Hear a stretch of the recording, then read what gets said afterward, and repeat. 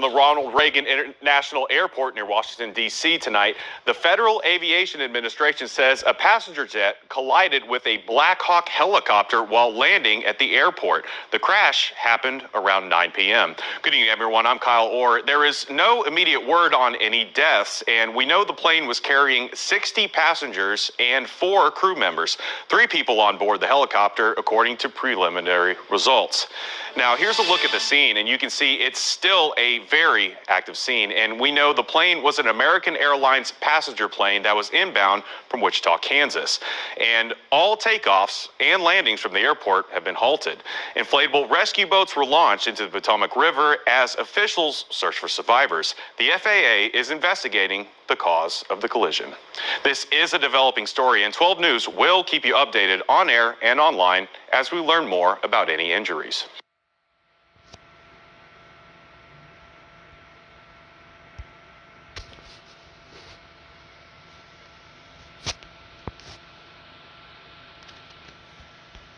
And good evening, I'm Phil Lipoff at ABC News headquarters in New York. We are coming on the air because we are learning that a regional jet has gone down near Reagan National Airport there in D.C. You're looking at the Potomac and you're looking at a response, a massive response to this incident. I want to go to aviation expert right now, Steve Ganyard. Steve, talk to us about what you know right now. Phil, the White House has confirmed that a U.S. Army H-60 Black Hawk helicopter collided with this regional jet.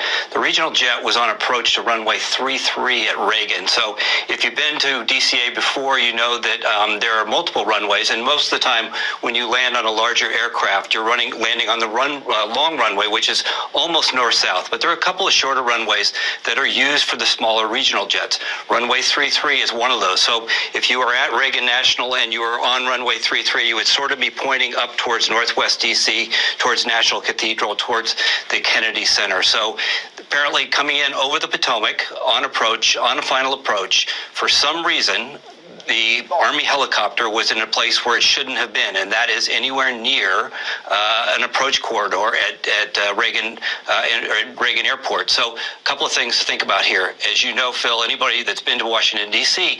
understands that there are helicopters flying around all the time.